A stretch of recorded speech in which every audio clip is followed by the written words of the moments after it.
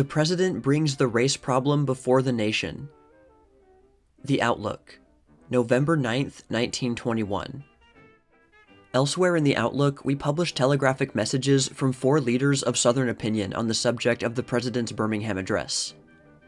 These 4 men are representative of the best in the South, both white and colored. Together with these telegrams, we publish excerpts from editorials in 3 leading Southern papers. That a Republican president speaking in Alabama upon the Negro question should draw forth such commendation from Southern leaders of both races is in itself a heartening thing. The president's speech has not only served to focus national opinion upon one of the greatest problems facing the United States, but it has also clarified the issues involved. We believe that as time goes on, this fact will be recognized even more fully than it is at present. The heart of the president's address is to be found most succinctly stated in the following passage. It begins with a quotation from an essay by Mr. F.D. Lugard, which was published in a recent number of the Edinburgh Review.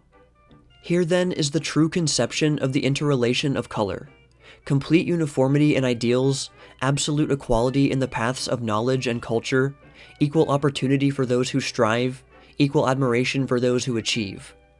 In matters social and racial, a separate path, each pursuing his own inherited traditions, preserving his own race purity and race pride, equality in things spiritual, agreed divergence in the physical and material. Concerning this statement of Mr. Lugard's, the President says, "Here it has seemed to me is suggestion of the true way out. Politically and economically, there need be no occasion for great and permanent differentiation, for limitations of the individual's opportunity, provided that on both sides there shall be recognition of the absolute divergence in things social and racial. When I suggest the possibility of economic equality between the races, I mean it in precisely the same way and to the same extent that I would mean it if I spoke of equality of economic opportunity as between members of the same race. In each case, I would mean equality proportioned to the honest capacities and deserts of the individual."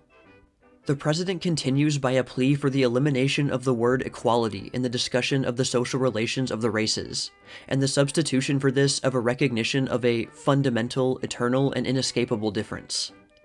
He asks that the black man be permitted to vote when he is fit to vote, and the white man be prohibited from voting when he is unfit to vote. He asks for equal educational opportunity, which will enable the colored people to develop their own leaders capable of understanding and sympathizing with such a differentiation between races as he suggests. The President declares that he looks forward to a time when both the political solidarity of the white South and of the Negro race will be broken, and he urges the leaders of his own political party to lay aside every program that looks to lining up the black man as a mere political adjunct. It may surprise some people, particularly in the North, that there has been so little objection from the South to what the President said about limiting the right to vote to those who are fit to vote. The fact is that a number of Southern states have made their laws in accordance with this principle. They have provided that any man, black or white, who can read, who owns certain property, and who has paid his taxes, can vote, thus testing the voter's intelligence, his thrift, and his patriotism. The President's speech should be read and studied in full. There will be many, perhaps, both colored and white, North and South, who will disagree in part with the emphasis which he lays upon various aspects of the problem. There will be some extremists who will disagree with this speech in toto, and for exactly opposite reasons. It is remarkable, however, that an address on so vexed a problem should have received such widespread approbation. In our opinion, the voice of approbation will grow in strength as time goes on. The prospect of such a growth is increased by the fact that the President, without losing sight of the ideals of political and social justice, has had the courage to keep his feet on the ground. His speech showed both courage and statesmanship.